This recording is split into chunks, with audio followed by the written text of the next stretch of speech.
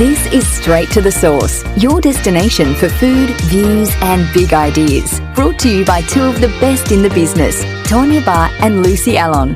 Join them to discover some of Australia's most dynamic food, hospitality and agribusiness leaders. Hello and welcome to Food, Views and Big Ideas.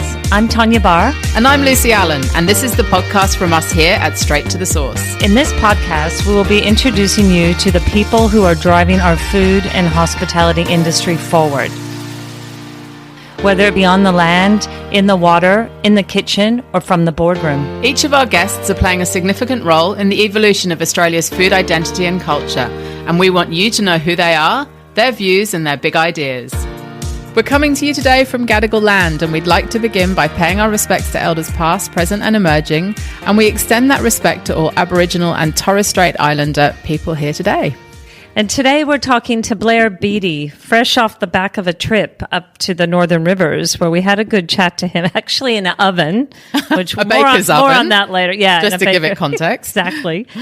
Blair's history is really fascinating. He has a horticulture background, he has a hospitality background, and now, he's supporting Australians transitioning to a regenerative future, and he's doing that through adapting a program that's called Farmer's Footprint that he's introducing here in Australia. And we had the luxury of being at the launch last week. Yeah, so it was really exciting to hear more about this initiative, which started in the US a couple of years ago, and which, when Blair heard about, has been on a mission to bring to Australia ever since. And it's a really interesting approach to having a broader conversation with everyone that eats food about what goes into growing and cultivating the food that we have on our tables and we eat every single day.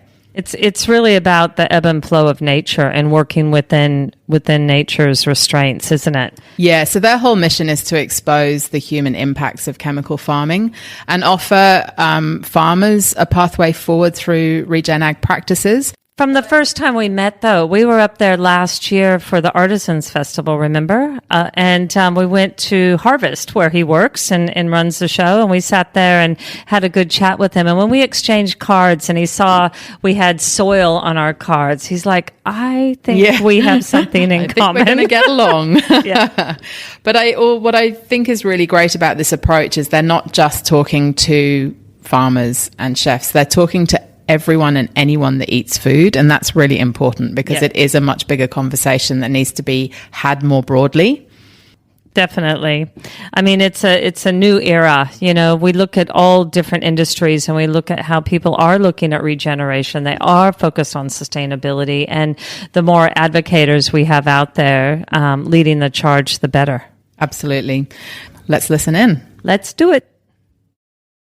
Oh, well, thank you for joining us. And it was really exciting to be at the launch of Farmer's Footprint last night. It's been a 2-year journey. Mm-hmm. And obviously a genesis before that as well, 2 years in sort of actually making last night happen. But tell us what Farmer's Footprint is and what you would like to achieve with it. What it wants to be is a voice for our regenerative food story in Australia. So to break that down, we want to tell the stories to engage consumers and stakeholders and farmers to better practice agriculture that have all the obvious beautiful outcomes for humans, animals and planet.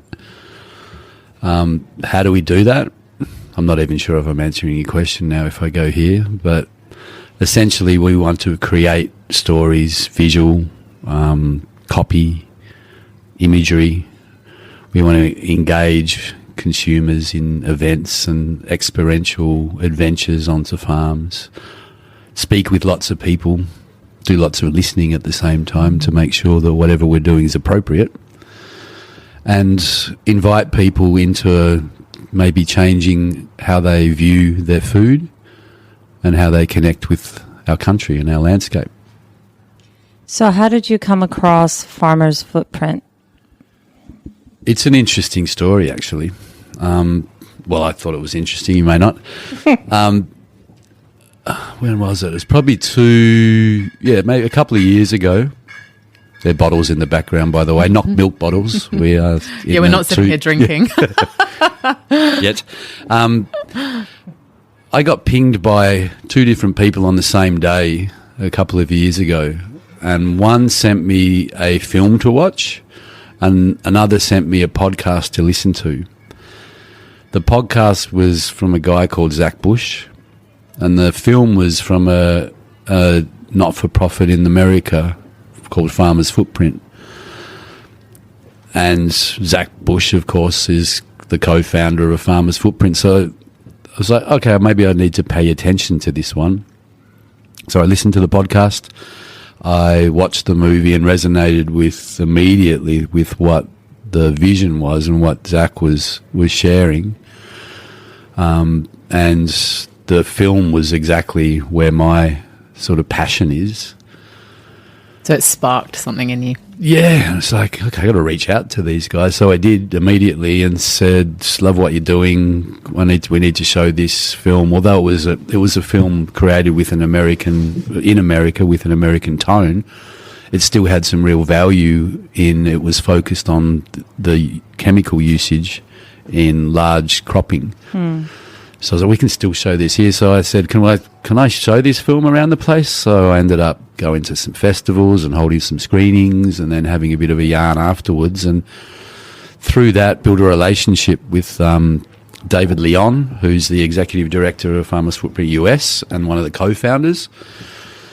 And we just kept having a yarn, and then we'd have one every week. And then it was like, okay, why don't I bring Zach out here? And we started talking about that reality, and he came out briefly pre-COVID, and we just kept this relationship flowing until it was inevitable that we had to do something here in Australia. So you kind of planted that seed and... And through that relationship and through what I was doing, and I've always been involved in some way in agriculture or food systems, just made sense. And the more I got into it and the more conversations that we had, it would just lit me up. And it was like, when your passion and your purpose sort of meld, which is a very rare thing. Yeah. It's like, this feels good. Yeah, it feels right inside, doesn't it? Yeah, there was no red flags, there was no roadblocks, there was nothing in me. It's like this, every day I wake up wanting to be more involved. To run with it. Can we talk about your background? Do you really want to go there? Yeah. Well, you said you've always been in agriculture, but you also have been in hospitality. Yes. Yeah. When I left school, not having any idea of who I am and what I want to do, I did a diploma in horticulture. Spent most of the time smoking pot in one of the sheds, but learnt a lot and realised that I really liked this. Smoking pot or? Yes. Prior to that, I'd always been in the garden and was kind of the lawn mowing kid in the community, and so I finished that, and to work to get through that, I worked in hospitality. So I got sort of segued into that world when I was very young, which is early 90s, I guess. Such a common story, isn't it? And people aren't quite sure how to find their place. Sometimes they're drawn into that world and then they realise that's, the place for them. Ended up, managing some bars and in pubs and clubs, and then got into food and restaurants, and the whole connection to the food system was still alive, but it just in a different form. I then chuffed off overseas for a bunch of time and then reconnected to the gardening space, and I did a PDC and got into the permaculture movement and was into community gardening, and spent a lot of time looking travelling throughout South America and seeing the different food systems around there, and it was always something of interest to me, but I still wasn't doing anything in it. I was just learning stuff, and over in the States I was doing photography and production, and then... And had you thought at this point about the food system itself and how food grows? Yeah. That was all interconnected then? But it was kind of like the pastime passion thing. Right. It was like I wasn't going to go back to hospitality because it just wore me down, as it does with many of us. But I didn't know what my place and what my purpose was in a food system, so I was just sort of having a great time shooting pictures, doing productions. Came back to Australia and kind of came up to Byron and then sort of landed and planted my feet down and said, I don't want to move for a while now. And how long have you been in Byron? 20 years. Okay. And that's when it sort of hit home again. It's like, well, what makes me feel really good and where do I feel at home? So started moving back into that space and had some farming projects and worked a lot in the community and sort of realised that somewhere in some way this is where I'm going to end up. But that point was when Farmer's Footprint came along. So this is my purpose. It suits my skill set, and I'm very passionate about it. So let's see how far we can take it. Has the community been supportive of Farmer's Footprint? Yeah. Extremely. I mean, we've only just launched, so we've still been sort of incubating, you could say, and building some momentum. But this area is ripe for, and it's such a solid community and a very supportive one. So we're held really well here.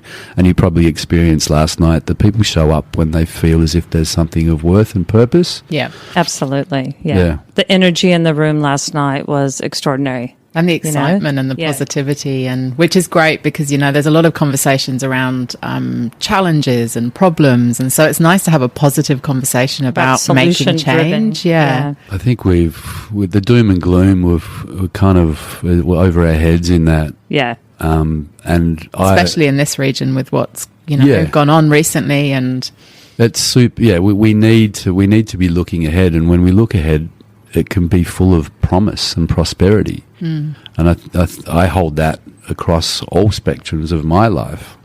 And I think that's where our attention needs to be. Because if it's not, then we just get held back by the trauma that we've experienced or the roadblocks or the things that we think we can't do. Yep.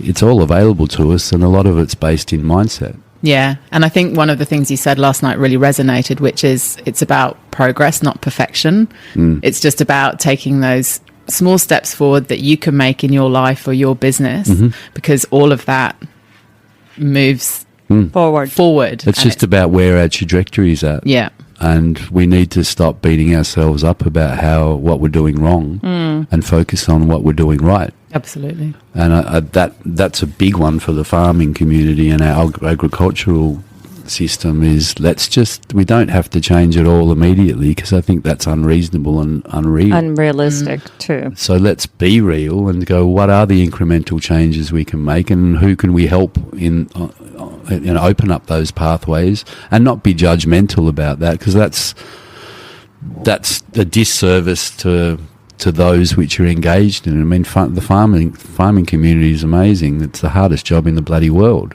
Yeah, and it's very forward-thinking and innovative. They're incredible. They're the best problem solvers on earth. Yeah, yeah. So and to your point just before, we were talking to a producer last week, and he said, I just feel like people think I'm not farming as well as I can. But he said, I'm making so much effort to change systems and make progress. And so what we said to him, well, that's the story we've got to tell.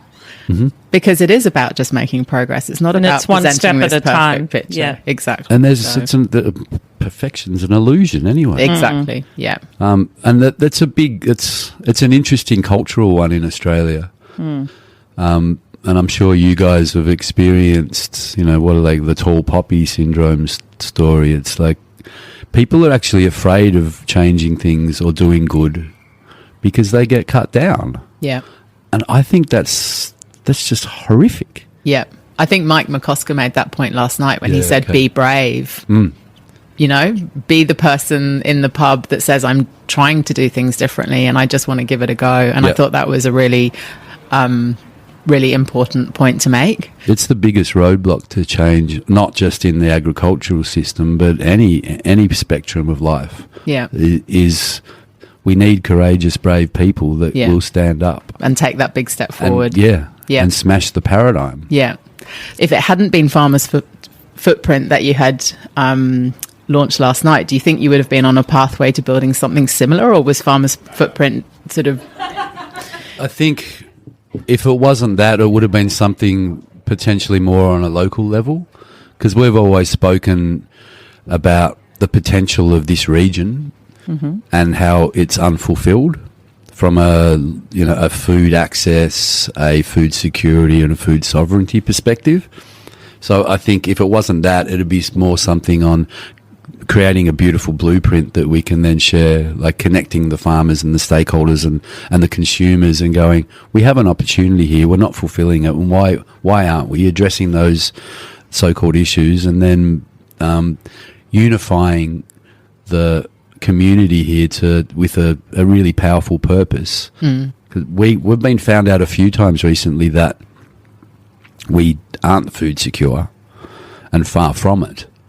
And that In the region or in right. the region. As soon as that, like during the floods, when those highways were no longer able to access north and south, people panicked. Yeah. I understand their panic because maybe it was probably unreasonable and unnecessary. But, it wasn't a toilet paper scenario.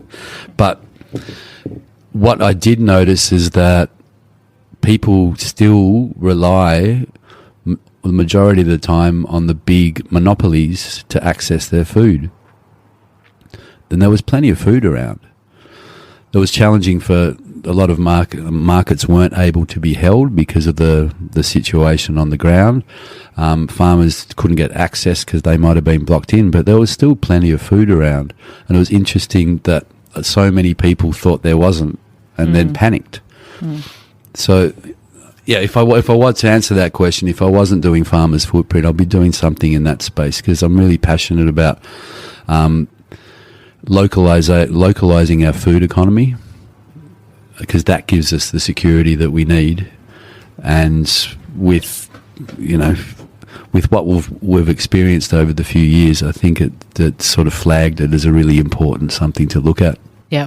From a national perspective, where do you want to take Farmers Footprint? Every corner of the nation. We want to be engaging with the consumer community. So those people that have the power with the way they spend their money, and help them in discerning where they could or maybe should spend their money. We want to be talking with, conversing with and supporting all the stakeholders that support transition in our food system. And of course, we want to be engaging with the farming community all over the country.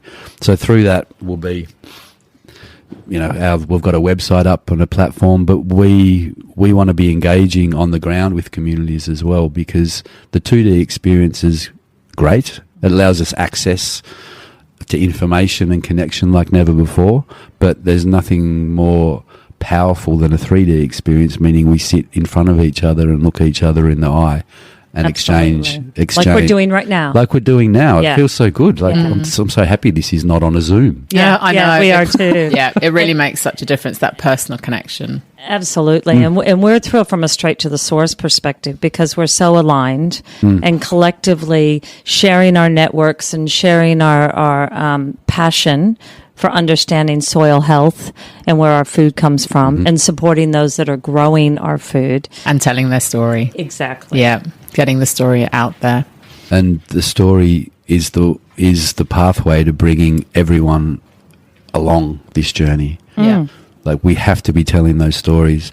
And the stories that have been told, it seems, in Australia, from what we've understood, there's great stories about regeneration out there, but they've always been about the amazing guys which have had success, and that they're the gurus and the figures that I look to for inspiration. But I think the story we can tell is the human story about that transition, and that's where the juice and the meat is, and where people can really engage and feel it's accessible to them. Yeah, because when you look at the amazing work of the guys which have had great success or written books, or it's almost unattainable or seems to be, or is perceived to be, and something that's unattainable for a lot of people, those lofty heights. So I think if we tell a different story and a story of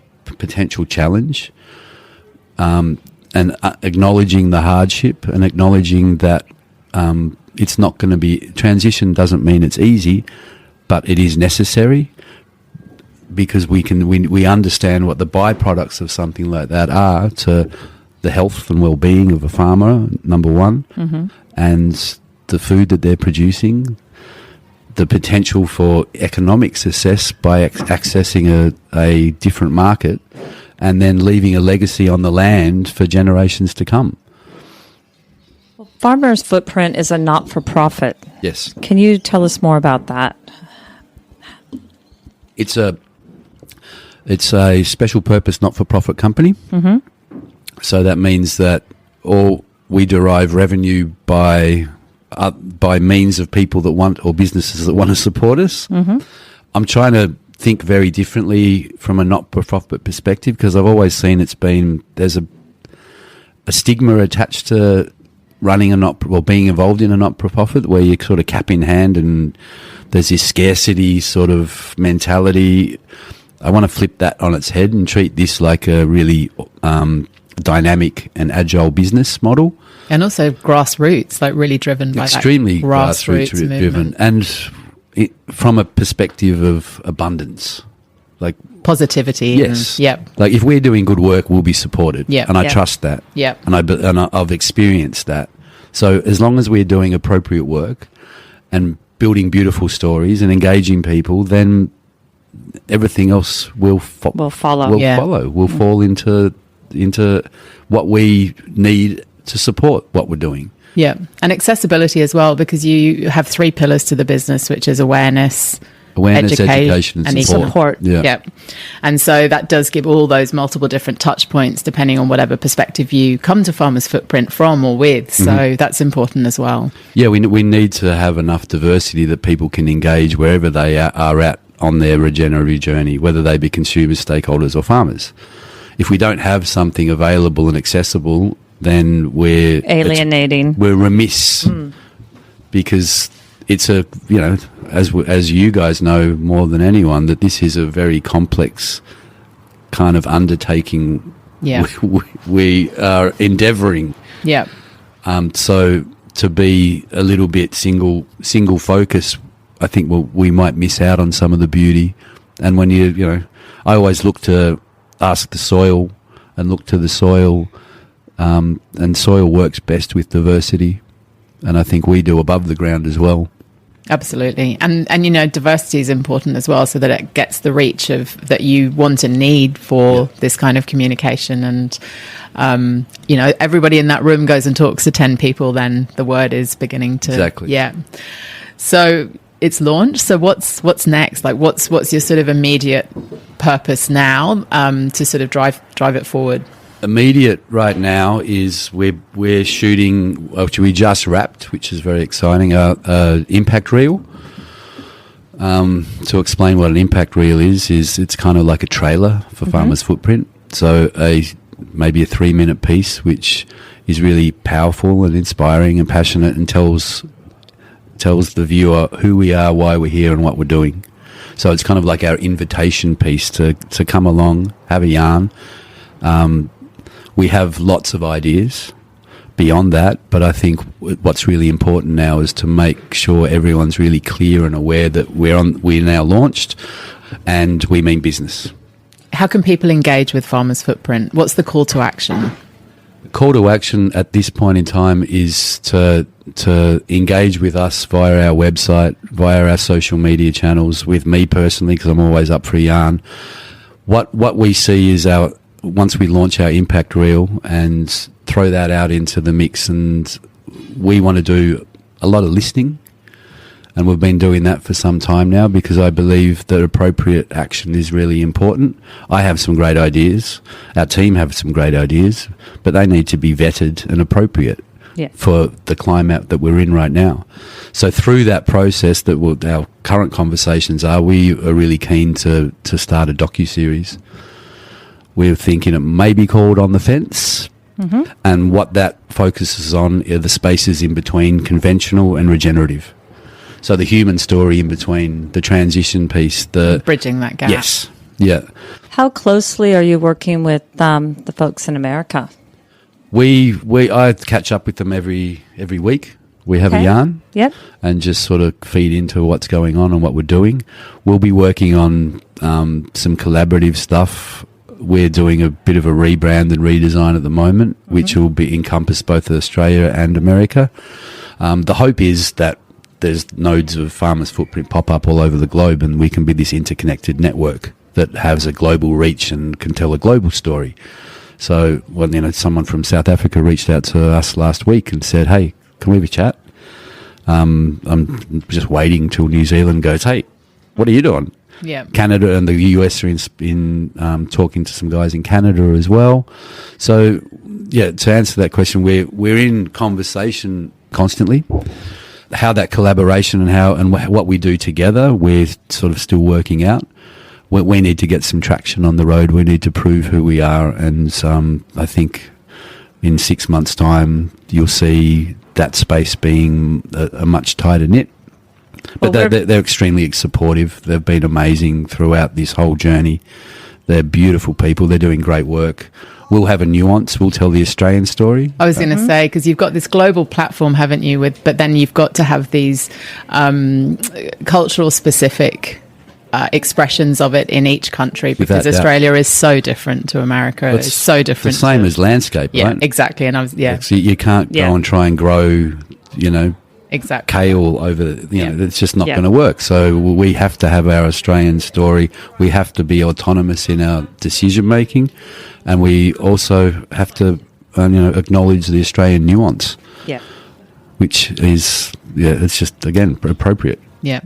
Yeah, look, I'm so pleased and warmed that you guys made the effort to be up here, and it speaks volumes about where our relationship could go as well. I just feel I was so impressed when I met you guys last year, and to come up again, it means a lot, because it just means our mycelial network is growing further. Yeah. And I think the potential of us collaborating and doing some great work together is inevitable, because what you're doing now is exactly what we want to support and help tell the stories of. Yeah. Like, you guys are amazing. I can't believe how much stuff you do, to be honest. We've covered thousands of kilometres in the last week, which is interesting and exciting. Restrictions lifted and off we went. I mean, to throw back a question to you guys, I mean, what do you see collaboration? Because I'm always interested with parties, whether they be businesses or value-aligned people in the food space. It's like, well, understanding a little bit about who we are, what do you see collaboration with us as? Like, how can we be helping you? I'm interested in hearing what that might look like. I think it's to strengthen community. I think that's the heart of it. Strengthen community, and also bridging that gap. I mean, we're often, the conduit between industry and chefs and the primary producer and the artisan. So, or even just understanding that supply chain better, that educational piece. So with what you're doing and also, with what you're doing and what we're doing, and collectively, it's really amplifying it. Yeah. And telling the story and providing that accessibility and having the conversations and making the personal connections, they're all absolutely invaluable. The conversation when you stand in the paddock is, you can just learn so much, hear so much, take so much away from it, and information sharing too. Exactly, and that's what moves things forward. That's what's really important. Agreed. Yeah, from on the ground over the last couple of weeks, what we've taken notice of is there needs to be a deeper conduit, but farmer to farmer. Like, I've noticed that locally, no doubt, but across the nation, there's a big potential that we're feeling just from feedback from some of the most amazing growers in the country. They're not real, we talk about, have you listened to so-and-so, or have you read this? And like, nah. And so, oh my God, I always forget that when you farm, you haven't got time to do anything else. Yep. So it's like, okay, maybe that's a role, that's always been a consideration of one of our roles. But again, it's like, what's appropriate on the ground right now, and what we're seeing from farmers is like, you need to be speaking to this guy, and you're not. So, yeah. So not dissimilar to chefs or restaurateurs. Like when we do our tours, one of the beautiful experiences that happen is chefs get to hang out with other chefs, like-minded individuals, and share ideas and information. And they're too busy in their restaurants, so they don't get an opportunity to do that. So we give them that, and it's not dissimilar to what you're talking about right now with farmers. They're too busy in their paddocks and on their property. So when you get them together, their shoulders can drop, they can be looked after, and they can connect. And sharing the highs and the lows. Yeah, knowing that you're not the only person experiencing them. It's really important. So maybe that there is where that collaboration lies. Yeah, exactly. Yeah. Well, I think we're going to have to head to the airport soon. Yes. As much as we love this, okay, can we just paint a picture here? We are sitting inside an oven. Well, a wood-fired oven. The old bakery oven. So that's the oven right there. Yeah. Which is why it's very warm in here for the benefit of our listeners. It's kind of like doing a Bikram podcast. And this is kind of an add-on room that was, back in the day, part of the oven, as you can see here. This is 120 years old. This was the heartbeat of this community in Nuremberg. This is where people would have their sourdough at home, and they'd come in here and bake it, so everyone would get together. It's like it still is the heartbeat.